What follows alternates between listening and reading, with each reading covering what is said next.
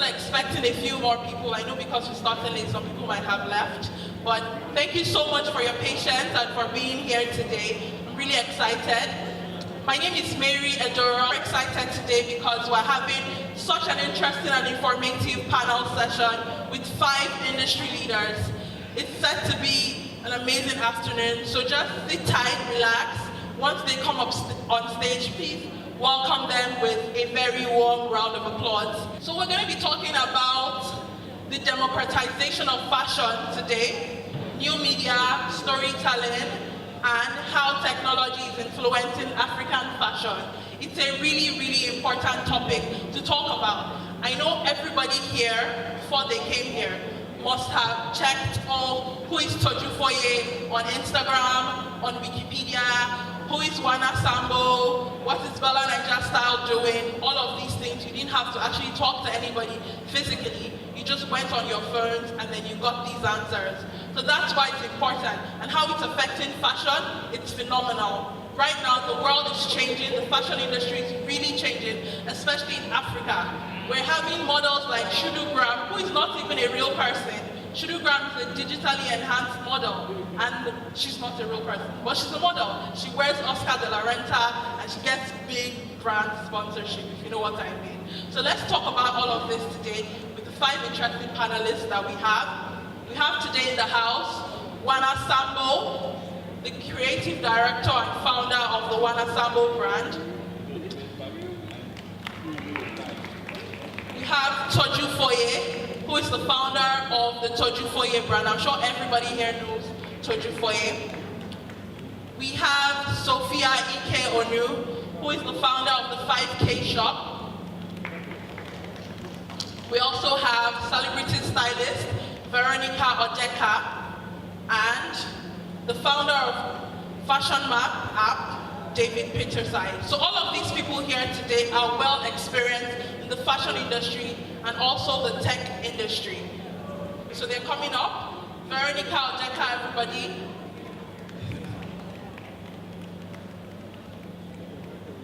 Please welcome her with a round of applause. Following her closely, we have Sophia Ike-Onu, the founder of the 5K shop.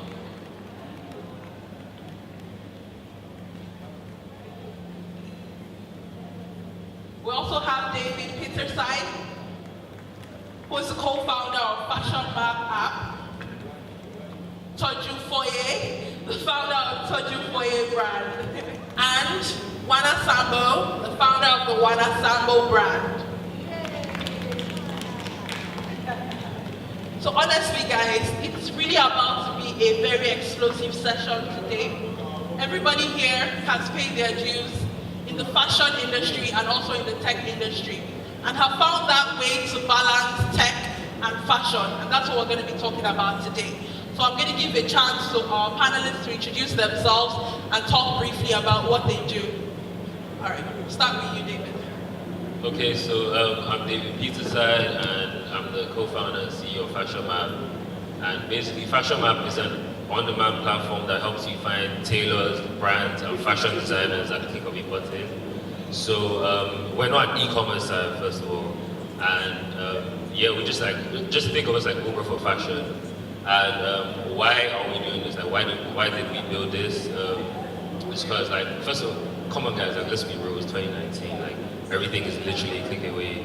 So like, a pizza is a click away, groceries are a click away. So we just wanted to build an efficient and convenient way to find fashion designers, tailors, and brands. That's for fashion consumers.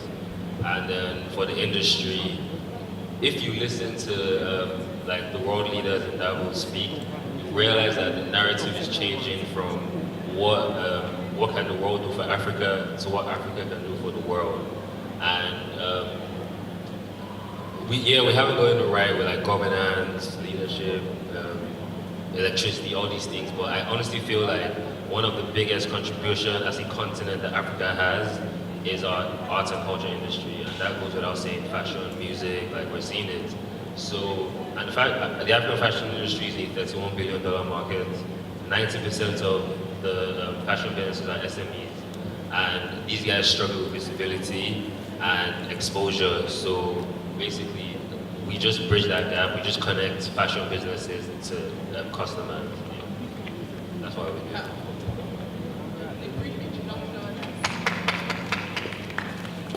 Hello everyone, my name is Veronica Ebie-Odeka. I'm the CEO of Mainstyle, and my company provides advisory services for commercial and personal styling in Africa for consumers and businesses. So we have commercial styling for brands, designer brands, and also any company basically that needs styling services or fashion services.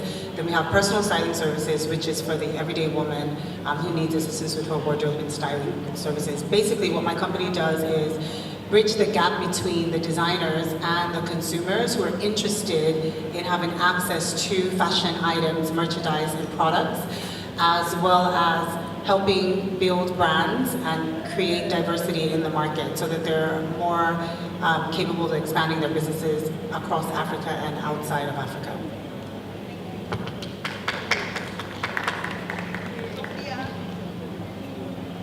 Hi everyone, my name is Sophia Ike-Onu, and I'm the founder of the 5kshop.com. Now, the 5K Shop is an online platform, e-commerce site that we founded out of the need to bridge the gap between,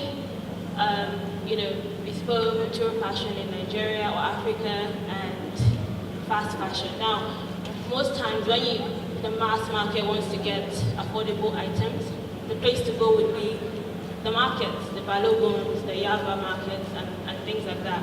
But when I started the 5K Shop, I wanted something that was convenient, that was affordable, and something that the quality wasn't being compromised on. Things like your H&M, your Primark, we just didn't have that market, a structural form of that market in Nigeria. So that's why I founded the 5kshop.com. It's been about 5 years this year actually, and we've grown. Thank you, year on year. It's been amazing. We've gone ahead to start our own in-house brand made in Nigeria called T5S. So initially, we were importing majorly from the UK, China. I used to go to trade shows in the UK where I used to sell mostly overruns of Zara, your H&M. So when Zara can't sell a batch, it goes to those trade shows and we buy in bulk. So people would see us sell a Zara dress for that was £50 for 5K, and that was the catch. But now, when I wanted to start producing here, obviously we all know that the dollar spiked about 3 years ago and I couldn't maintain that price point. And for me, it's okay to build a business, but I'm key on numbers, so it has to be profitable. It's not a hobby, it's an actual business. So look at my numbers, try to look inward, how to produce here. And I honestly wonder why I didn't start that earlier, because I do with numbers. I mean, you push so much every day that the numbers make sense. And nobody was thinking, oh, it's made here. Funny thing, which I was totally surprised. It was more like, it's made here, it's cheaper. I save on duty costs when I shop on ASOS. Let's buy from you. So it's been an amazing run, and I'm happy to be here. Toju.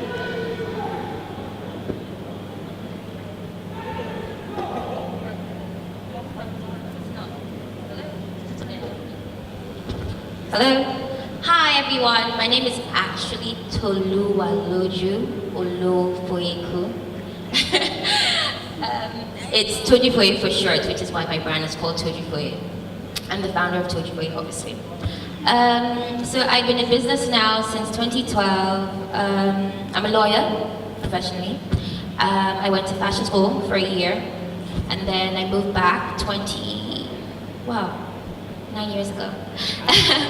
Once I was done with law school, I decided to start my own business. I feel as though my strength has always been evening wear. Moving back to Nigeria, I felt really limited in what I could do at the time anyway. So shortly after that, I figured out that I wanted to do wedding dresses. So now my line is now focusing mostly on wedding dresses, reception dresses, and I guess the occasional pieces. Hi everyone, my name is Wana. My brand name is Wana Sambo, clothing, but we always just say Wana Sambo. It's a women's wear brand, handmade in Nigeria. We've been in business since 2010. That's when the first collection was launched. And we basically focus on handmade garments made in Africa by Africans. That's basically the slogan for the brand. We have a website that currently ships all over the world, and I would say it's been like really amazing being like a fashion tech company in Nigeria. I mean, because they were tech because we have a website, so yeah. But yeah, that's my story. Amazing. Thank you all so much for being here. I really appreciate you for being here. So, like David said, there's clearly a shift in the way the fashion industry is right now. Fashion and technology are merging, and if not completely, even blurring into each other. So I'm just going to start off with Veronica. Just tell us if there are any major milestones or anything that have struck out to you in the way fashion and technology are merging together. Thank you, Mary. There's so many ways that technology and fashion are merging together. In my experience, I can say I'm an example of how technology and fashion are merging together. One of my biggest avenues is social media, utilizing that platform. Now, we all know that sometimes we don't have so much time during the day, but being able to go on social media, see what designers are uploading images on there, and then not only to utilize that information from the designers, the visibility of their products or their pieces, to then share through newsletters and through using WhatsApp, which is your mobile phone devices, to our consumers. So be it on the end of individuals who are either not available to, who don't have time for social media, or they're not so tech savvy to use that avenue of social media, but everybody has a mobile phone. So they use their mobile phones, they use the WhatsApp, we're able to quickly send the images to them, get verification if they want that product, and then go back and return to the designer and make the purchase for them immediately. So once again, the designer is satisfied, they're making money, my consumer is happy because she's getting her product, and she didn't necessarily have to navigate social media, which might be foreign to her. And I'm happy because I've been able to make one person money and satisfy another consumer. So in that avenue is just an easy way to see how technology has been able to bridge the gap of fashion. There's so many other ways using Fashion Week, for instance, in New York. Mercedes-Benz Fashion Week is obviously the biggest fashion week in the world, with so many people that could attend. It used to be really exclusive, buyers, people that are celebrities could attend. A couple years ago, I think in 2013, they had been using YouTube as their avenue to showcase what's going on. For the first time ever, they decided to use their own website and stream 53, I think it was about 50-something shows from New York Fashion Week.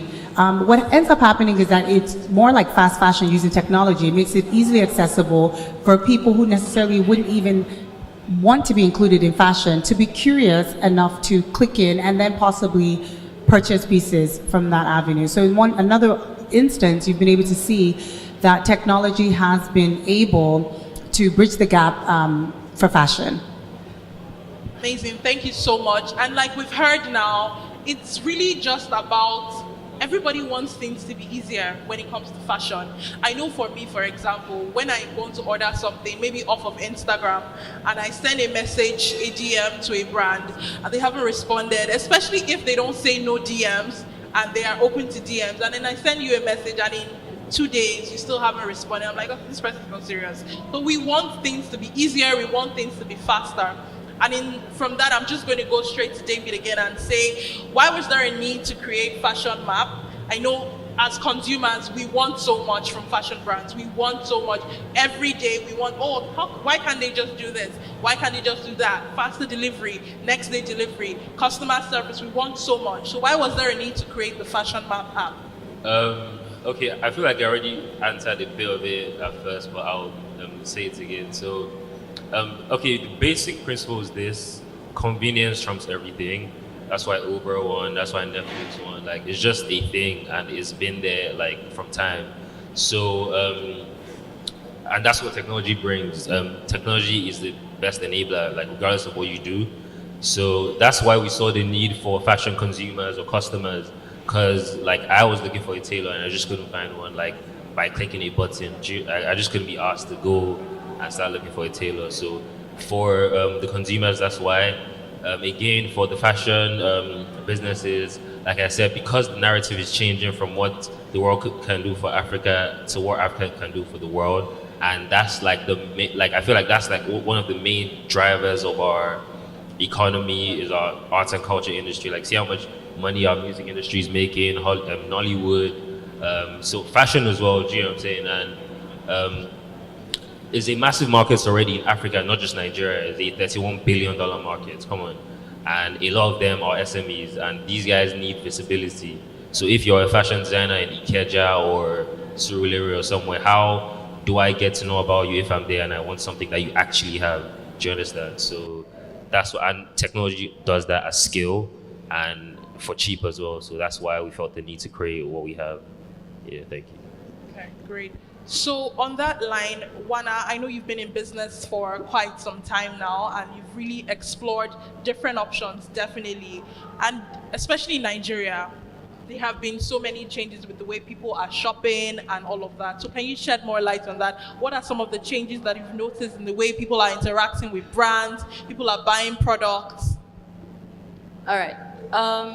Launching the Wana Sambo website in May last year helped us really understand the market. And it's not necessarily even the Nigerian market. I mean, we ship to Russia. There's a whole, I mean, we were having this discussion in the green room. There's a whole entire market that's ready to shop your product if you have the product that they want. I feel like they are not limited by the distance or barriers or whatever. They just, if they want a product, they would pay for it and buy it. I feel like these days, our shoppers are very, very educated. And it's such a competitive market because there's so many other designers, there's so many other tailors, and when you focus on what your brand says on the tin and it sticks to what it is, you notice that your customers continue coming back regardless of what it is or what your price points are. So I would say that the customers are very, very well informed. The customers know what they want, and it's left for you to work with things like artificial intelligence to actually focus on your customer and ensure that you keep giving them what they want. Because artificial intelligence works on websites. So sometimes when you have, you know how like you go to a website and you keep seeing stuff that you've purchased before, stuff that you like, that's what it does. So it helps you show your customers what you're actually selling or what they want constantly. Maybe brands like Amazon and stuff, you know they have so many products on their websites, but they've been able to use that to narrow down,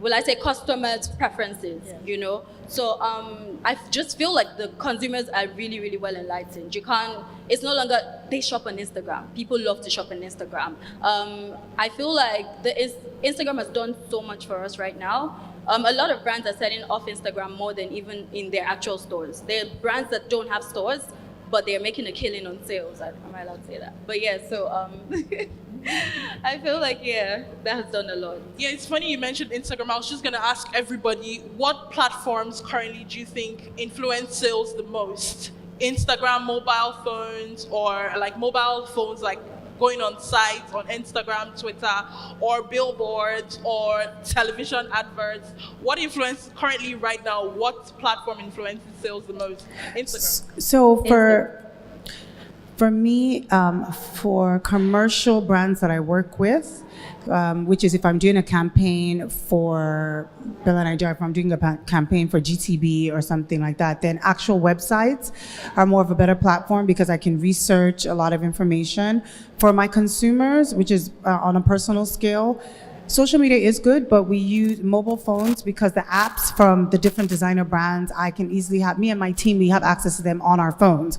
So be it Net-a-Porter, be it Amazon, be it ASOS, any Bergdorf, Saks, all the apps are on my phone because funny enough, on Instagram, on social media, those apps, you cannot shop directly, not all of them. So it's easier to shop the apps. So the apps are on my phone. So my mobile phone will be easier because I can easily download the images. If you have most of the apps, you download the image immediately. Once you click on it, it saves on your phone. And then immediately from my phone, I can then transfer the image to the client. So once again, I'm using the mobile phone without having to access the app, social media, then saving it, finding out the price, then contacting. But with Nigerian brands, I feel that Instagram has been the best tool has been Instagram, but for other brands, it's the apps work. Does everybody agree? Yes, Instagram. Yeah, and like, So I think Instagram is a tool. It's a really good tool for advertising, but obviously you have other add-ons that Instagram prompts you to, when you see an item you like on Instagram, and then you have to now go to, let's say, WhatsApp or maybe email to get your sizes. So, I mean, even brands like Fashion Nova, they blew up on Instagram. Many people don't know that they've been in business for about 10 years. But in the last 4 years, they really blew up because of influencer marketing via Instagram, to be honest, because it helps you go viral, basically. Yeah. So, yeah. Yeah, okay, amazing. So yeah, we can all just agree that things have really, really changed. I mean, I was reading a research article recently that said that people would rather go on their phones to check reviews, to check price points, than to actually walk into a store and ask a sales rep, oh, what's the price? Oh, does this fit? They rather check, oh, what influencer wore this, and maybe I'm her size, and maybe I can wear it, maybe I can fit in. People would rather do that than actually go into a store and check things out. So I'll just ask Sophia, with this new trend of things, how can African brands, I know tech is really huge in other parts of the world than Nigeria and in Africa as a whole, how can African brands really tap into this new trend of technology? How do we meet at some place that we're on an international level? Firstly, I'd like to just let me remind everybody that businesses in Nigeria, you cannot really copy and paste. So I've seen businesses that have seen models work. Oh my God, Amazon works in the UK. Deliveroo works in the UK, or let's say some food app, and I'm going to come and do the same thing. You need to channel or hone your business to suit your market. If you know that you want to serve the African market first before international, or even like simultaneously, you need to know that Nigerian customers are very, very, very visual and mobile.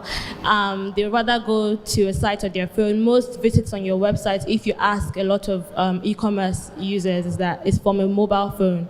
Very rarely on desktops, because, oh, I see something, I go to the link or the profile and I click and I go. So in the beginning, just for context, we started with a website. I mean, I was fresh from my master's degree. I just thought that, I was shopping on ASOS, I was walking on Oxford Street, and I thought, oh my God, it should be the same thing here. So I just jumped in and got someone to do a fancy website, and I started selling. Now, then, to be honest, I got a lot of hits because on my website, but sustainably, subsequently, Nigerians want to talk to you. They want to chat with you on WhatsApp. And then when we started, there were literally two of us in fashion. I think it was me and Fashpa at the time. So it was not so amazing to go on websites. It was not the thing. They want to call you and say, are you real? Can we come and pick up instead of paying? So we have plenty barriers to market here. So if you're going to think it's going to be a fast rule, come and open a website and you sell, you're actually in for a surprise. So know your market. So 6 months, 7 months down the line, no one told us that we had to start doing WhatsApp to order. I said I was never going to do it. If you cannot go to the websites, then it's e-commerce, it's, And then we opened a WhatsApp channel for ordering. We started doing DM orders. I said I was never going to do that as well.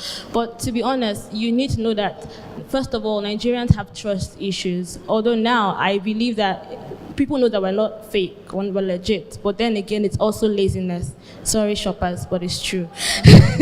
You have everything. We update our website so frequently, whatever is there. If we happen to sell out based on two people ordering at the same time, we always prefer options. So most people don't want to shop online on the website. So basically, you need to know that, okay, give them DM to order, give them WhatsApp. You need to be very, very adaptable as a business in Nigeria. So tech is good, but don't be rigid. There's so many ways that you can be a tech company in Nigeria. Even if you're selling on Instagram, now Instagram has shoppable tags that you can just check out, which is not available in Nigeria yet. But we do have it, so to make it easier for people that want to shop online. So just be adaptable, have various means. Don't limit yourself and think that this is how it should be. Know your market and know where you're doing business in. To add to what you said, I also feel like part of the reasons why people would like to walk into a brick and mortar store as opposed to shopping online is because the Nigerian woman's body size is not the same as a UK or a US size. We're usually in between sizes, like sometimes, well, half the time, because you get to find people altering products to fit and stuff like that. Yeah. So I feel like people like to walk into stores more than that would not really work in the Nigerian market currently, because a lot of people are in between sizes, like I just said. So they like to walk into a store and fit their dress. Do you have that as well? I disagree a little bit with that, though. I disagree a little with that because, as much as, yes, body sizes vary, you still find people who go into Zara and pick up dresses in between sizes. So I feel like, yes, Nigerians, they still do that. I feel like it's just Nigerian culture for a part. At some point I thought about ready to wear. I did it, and I just realized that you have people who will call in and say stuff like, oh, I saw Toju in a dress. I want the same thing. Oh, but I don't want it in pink. Can I have it in blue? And I'll think to myself, but you go into Zara, and 1,000 other people have the exact same thing. So a part of it is also the Nigerian culture. It's unfortunate, but we're spoiled, because at the end of the day, I make dresses, right? And if, for example, I charge 50K for a dress, sometimes then I find myself situations where people would be like, okay, how much does this cost? And I'll say, for example, 50K. You have people who take the same thing, go down the road, make the same thing for 5,000. So it's also a part of the culture, I think. Yeah. Well, I think that one of the ways that technology can actually help the Nigerian market get on equalize or on the same playing level is with Fashion Map. For example, I think it's the easiest entry point for Nigerian or African designers. And the reason why I say this is because there's not structure. When you look at a lot of Nigerian designers or Nigerian brands or African brands, they don't have structure. When you look at a lot of European brands and American brands and Australian brands, they have a lot of structure. In running a business, there's several operations, there's several people that are running the business. Even when you have only 2 people, they're very organized and everyone knows their job expectations, there's data, they don't have light issues. So there are not a lot of interferences in the way that they run their businesses. In Nigeria, we have a lot of interferences with the way that we run our businesses. And the number one thing is that there's not enough structure for various reasons for all the designers. And a lot of times, a lot of designers are stressed. So they want clients, they want to sell, but they're overwhelmed with so much on the back end that's going on. They don't have the time for the visibility. It's really easy to post on social media because it's just imagery. So something like Fashion Map, it's the entry point. Okay, the first thing I want to do is I need information. Let me utilize this technology to bridge that gap for the technology, using the technology to bridge that gap so that people that are outside, first of all, people inside Nigeria can find them, and then people that are outside of Nigeria as well. I was having a conversation with him and I was saying that last year, one of my biggest issues that I found that I was getting frustrated with, I couldn't solve the problem, was that I had a ton of people, consumers, everyday women in America that would contact me and say, that outfit you're wearing, or I'm coming to Nigeria for Christmas, please, where can I want to sew Ankara, which Nigerian designer? For me, I'm involved in fashion, so it's so easy. I'm like, they're on Instagram. They're like, but how will I know? How do you begin to find the person that's on Instagram when there are over 5,000 designers? And it's always through a friend or a referral or someone else's picture. So by the time you click on one picture, then you're clicking on another picture, it's a lot. If you have one app that you can go to that they have all the top Nigerian designers, or even spread across Africa, it's easier to access and find the designer that you want to work with or you want to shop from.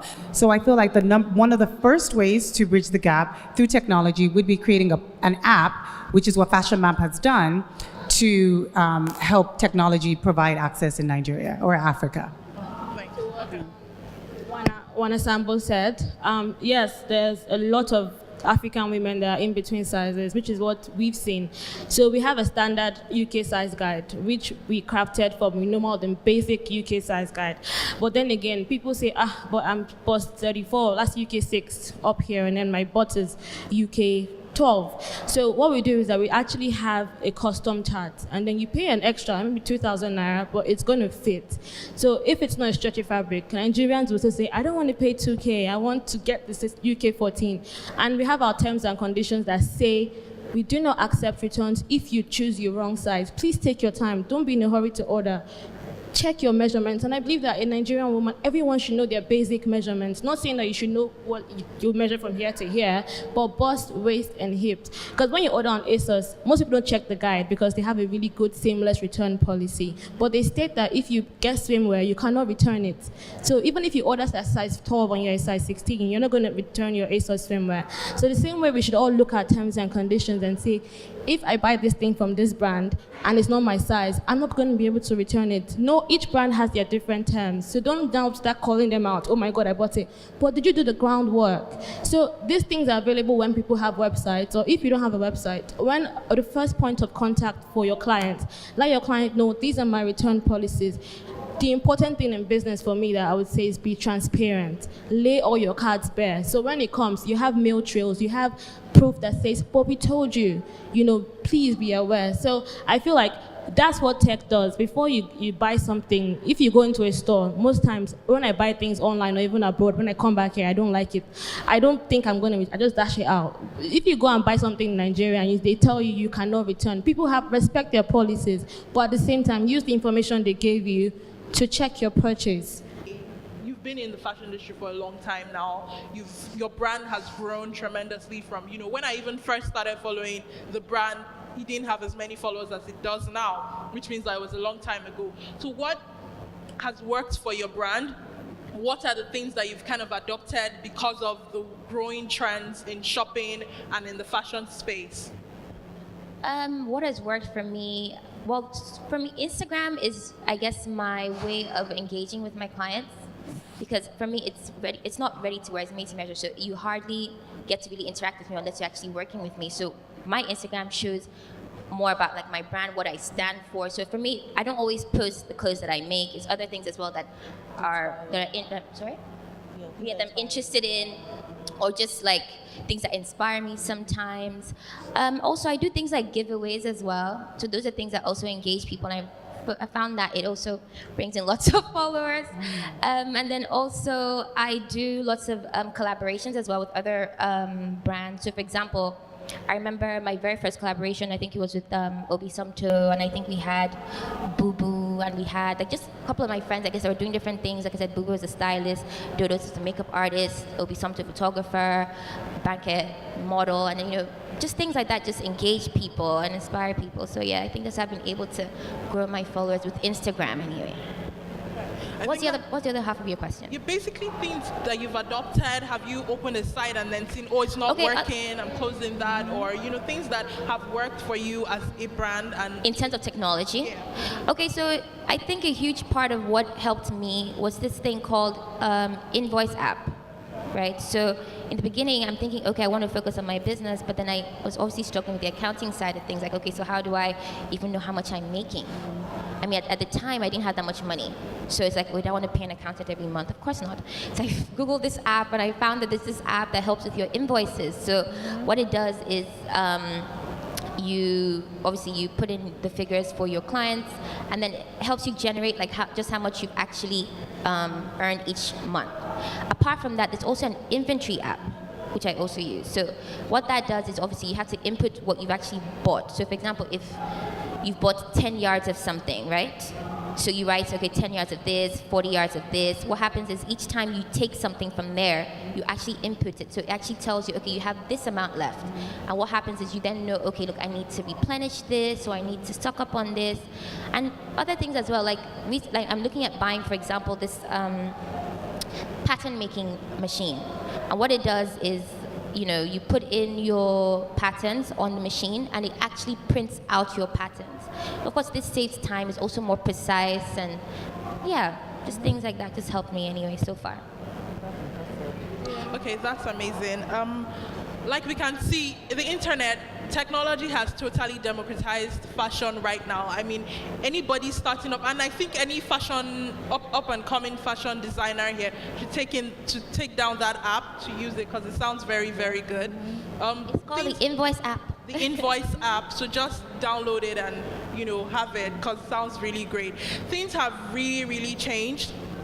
I mean, I don't think 20 years ago, I don't know, my oldest auntie would have been like, oh, let me give away, or or some are tap into, and the technology space is bringing into the fashion industry. So Wana, I'm just... So I just want to add something as well. I don't know how I forgot this, but also with illustration as well, that's actually something that's really helped. So like you said, in terms of Nigerians being visual people, so you have people that would say to you, okay, Toju, I like this fabric, but I don't know what it's going to look like. That's my biggest thing. Every time I have a consultation, it's always, I don't know what it's going to look like. So with illustration, using apps like Photoshop and things like that, you're able to actually scan like the actual fabric, add that to your sketches, and so you can actually physically see what your dress would look like before it's actually made. You can then make alterations, things like that. And the beauty of that is it's not just like on a model, not per se. So for example, if I know, like you said, if Nigerian women or African women are, shaped differently, so you can actually shape it out to fit the person's body type. So it's like, okay, she's more hippie, for example, then I actually make the fabric on that person and you can actually see it. So that's something that saved me time, saved me a lot of stress, having to do with people saying things like, oh, but I didn't know it would look like this, or I thought you fit me better. If I'm able to illustrate this for you, you're able to see it, and then saves me so much time.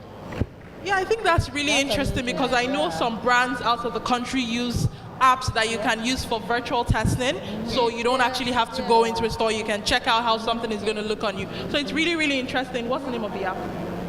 You have to pay me first. Oh, okay. No, I heard it. It's just Photoshop. You guys have heard it. No, but then I actually found a new one. I wrote it down somewhere. Let me see. So stop recording, everybody. She's about Sketchbook to tell app. something. Sketchbook app. Yeah. Schedule. I use Photoshop. Sketch. But there's an app called Sketchbook app. Okay, so Sketchbook app. I think that's a really good one. Okay, so Wana, we're gonna go to you. I know as a brand owner, you oftentimes check out what other brands are doing, especially in other parts of Africa. What have you noticed is working for us in regards to technology and fashion? What is working for Africans, the African consumers, African brands, and what's not really working for us? I think as fashion brands, right, in general, we tend to draw inspiration from one another. However, I think influencer marketing is one really big push for the African fashion market, because you notice when people like, she lives in Ghana, Afua Rida, for instance, wears a garment, people want it sold out. Uche as well. Uche wears something, people want it sold out. Maybe Tiwa Savage and so influencer marketing works. Going back to Instagram as well, I feel like a lot of people pay attention, well, I don't know, but at Wana Sambo, we pay attention to our insights. So this means we know when to post, we know what to post, and we also use data from our website to know what sizes people like the most, what colors people are requesting the most. So I feel like those things help African fashion brands if they use it. But I mean, that would help literally grow a brand, or like to help it get better than what it was before. I also feel like collaborations, like Toju said, if you're able to work with brands outside of your country. For instance, we partnered with Efia, she's a Ghanaian artist, for our last collection. That helped us go into the Ghanaian market. That helped us. We now stay having orders from Ghana because of that collaboration. So that helps African designers basically grow from where you are to where you want to be. Obviously, PR features in magazines outside of Nigeria, or even features on BellaNaija, because that does a lot for, customer purchases and stuff. And what else? I think that's about it. Yeah. Does anybody have is there anything you think? Wait, sorry, just to add to what she said, I feel like everything like they said is great. So like influencer marketing, the app you spoke about, Photoshop, all that is great. But the thing is, the market is so large, and I feel like now it's data. Like most of the fashion designers and businesses are SMEs, and like you said, a lot of them are not tech savvy. So like, what's the practical way to get these guys exposure? And if you actually look at the reason why because first of all, Instagram is a photo sharing app, is a photo and video sharing app. It wasn't built for fashion designers, but they are leveraging it. And if you look at the elements that make Instagram work, is just stuff as simple as the fact, because these guys are creative, the fact that they can actually show their stuff. There's a brand that I just won't mention, they try to connect people and services in Nigeria, and when you try and find a tailor or a designer there, you don't even get to see their work. So is these elements, the fact that you can actually see their stuff because they're creatives, the fact that you can also see comments, like I feel like it's these elements that make Instagram really work. And those are also elements that we implemented at Fashion Map and basically tailored to the African industry as well, because you can also filter like what type of garments you want, the type of service, whether so or men ready to wear. But I feel like, so just saying stuff like PR, marketing, it sounds great, but how practical is it if these guys are not even getting customers? Because like you speak to people and like they tell you that, oh, they have a 9 to 5 and they're just trying to be fashion designers by the side because they're just not making enough money from it, even if they're decent designers or tailors. So I feel like the main thing with the African fashion industry is exposure, and I feel like just finding platforms that give you that sort of exposure.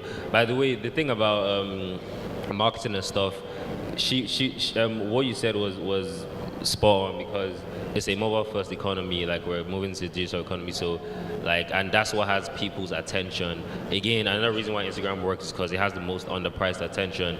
Like, I feel like we're going to move past this gold rush very soon, because it's never been this easy, by the way. It's just never been like to reach this many people. So that's why.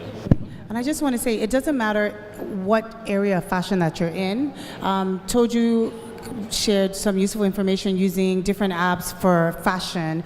You're saying more stuff for information purposes, even down to magazines. If you know, for instance, technology is the way forward and everyone has to adapt to that. So magazines like Vogue and In Style, they're all digital now, whereby people take the prints, no more. We're now having it delivered to us as soon as possible. Like you said, YouTube channels, digital marketing and digital magazines are the way forward. So no matter what area of fashion that you're involved in, I think it's really important to look around you and just say, with what I'm doing right now, how can I get this information, or how can I get this product, or how can I get this service to my consumer, to the end goal, faster, tomorrow, right now, today, and then once you start to ask yourself these questions, you begin to find ways to use technology to close the gap on the service or the product that you offer to the end goal, which is the consumer.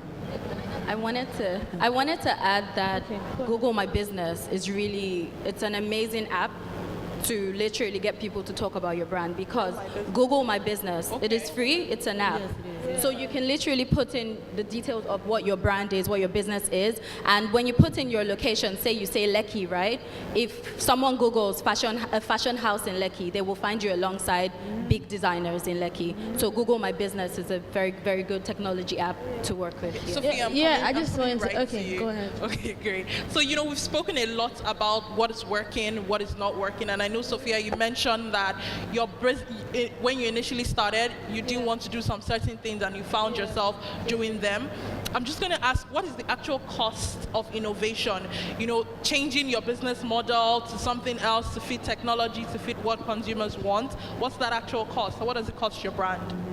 I mean, the cost is obviously varies with different brands. For me, doing business in tech, first of all, like 2 months ago, I think about November, I had to revamp or redesign my website. No, actually create a new website because I was hacked by Russians. So you have to be ready for things like that. I had to cough about 380,000 naira in November that I did not plan to, because Russians were redirecting my visit to another site. So yeah, those kind of things can happen. And what other things have I been able to? So cost would be, first of all, people undervalue their mental input in their business. Like, I'm the head creative director. Everything that we do is fast fashion, but we put a lot of detailing into our designs. We don't just copy and paste. Most of our designs are designed based on functionality and aesthetics. So there's also a mental capacity that goes into it. To have a team that reviews trends, because that's what fast fashion is about. You try to make trends accessible and affordable. So there's that. So there's a constant what they call pressure on you to release things fast. So our factory is always moving, and if you know that, that means you have to service your tools or your machinery faster because there is no day. Our capacity right now is at least, I have about 4 tailors, so we do about 42 items a day, which can take a toll if you're not careful. There's also the risk of impersonation. So when I first started, there was no 5K shop. But now if you just search 5K on Instagram, you see a lot of bootlegs coming out.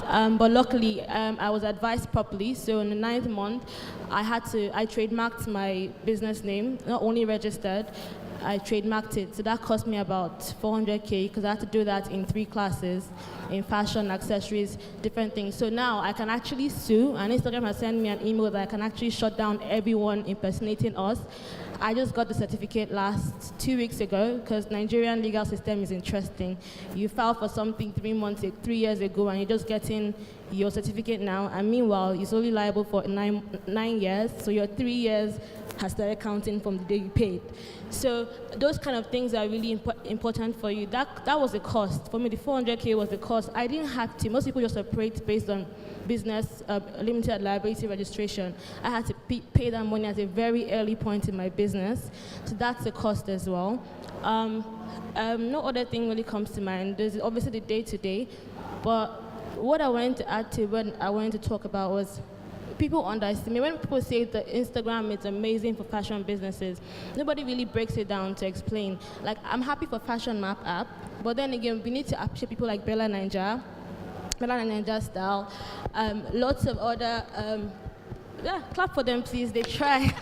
I mean, that's why anytime I get an invite from you guys, I'm happy to be here because BellaNaija is a platform where people actually go to look for designers. Many designers have been from BellaNaija weddings, for example. So yes, it's not niche like Fashion Map app where it's directly for fashion, but Instagram and pages like BellaNaija have helped to sort of like curate an African experience. So, and then one thing, it's now on you as a brand to stay on point. So if I discover you, that's one thing I heard from most of my friends abroad.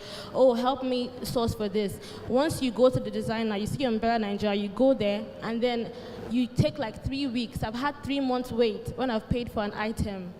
So we have to do better. Whenever we don't have an item and it's sold out, we tell the customer, we see an order online, that's the good thing with tech. You get an online, you see the payment has been made, you call immediately and say, it's not available. Would you like a refund or would you like another item in another print? We can show you swatches from the factory.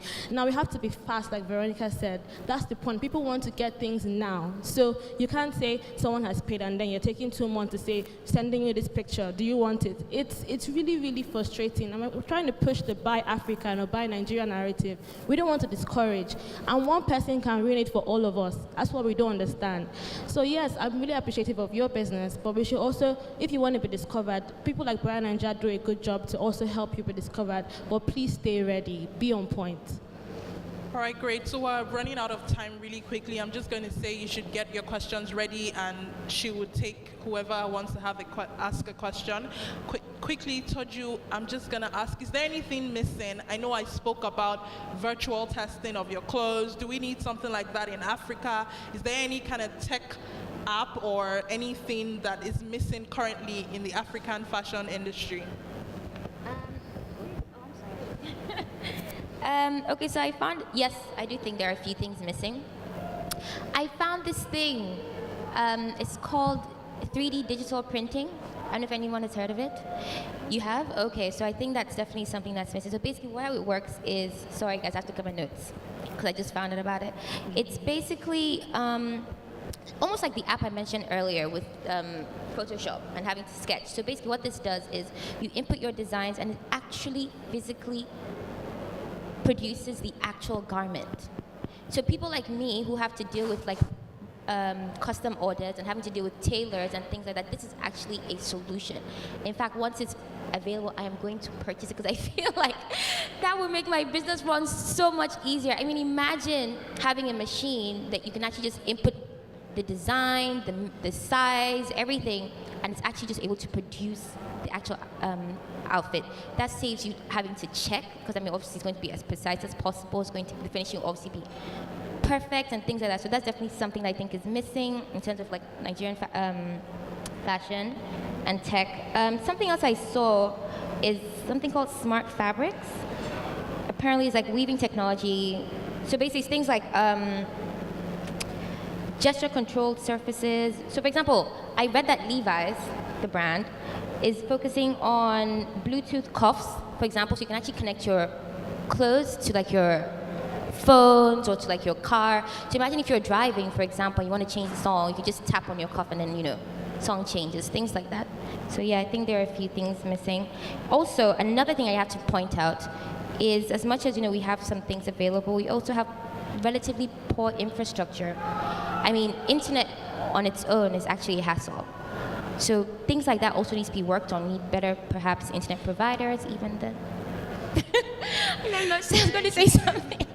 Even better mobile data. So that's also another limiting factor, things that limit you in terms of technology and fashion as well. And also what Veronica said, I think we also need more online communities that actually just bring all the designers, just having like one place. So yes, BellaNaija does a great job because you can always go on BellaNaija and find lots of Nigerian designers, but imagine having like, for example, like a Saks or something, like having all the designers in just one place and being able to buy or being able to even just see what's available. Or like Wana said, maybe being able to type all designers in Lekki and having just all the designers in Lekki in one place, or all designers in Ikoyi. Or in fact, just having everything together and just, just one place. More online communities, I think, would definitely help. That's really amazing. We're going to round up really quickly with Veronica. We've all spoken in favor of Investors amazing. We've all spoken in favor of fashion and tech merging together. Instagram is boosting sales. But is there any counter argument to say, oh no, we also still need brick and mortar retail in Africa? Or should we all just forget about it? If you're an upcoming, brand owner, just focus on Instagram? Well, we're always going to need the actual physical stores. One of the things is experience. I'm very involved in the luxury market, and luxury is all about an experience, whether it be a service or whether it be a product. What has happened, interestingly enough, is that the further we've gotten away from the brick and mortar stores, the more exclusive it has become. And so even with how I mentioned New York Fashion Week, now it's easily accessible. We can all see what's happening on the runway. We're all like, yes, we're a part of that. The one big thing now is said, when people go, it's like, well, I was there. You watched it, but I was physically there. So there becomes this in-crowd need to say that I was there. So the stores are definitely needed because there's also an experience that comes with being in a store and shopping one-on-one. So no matter what, even if you have the access to online shopping, definitely having a store is necessary. Thank you all so much for coming today. Does anybody have any questions? We can ask really quickly. Okay, we're going to take... Okay, so all the questions we're going to ask after the panel session. We're just going to quickly take pictures here, and then you can meet whichever of the panelists. They're going to be here for a limited time, so you can talk to the panelists after the session. Thank you all so much for being here. Do follow BellaNaija Style on Instagram, BellaNaija Beauty, and all the panelists. All their details are there. I really appreciate you for taking our time to be here today. A round of applause, please, for everybody.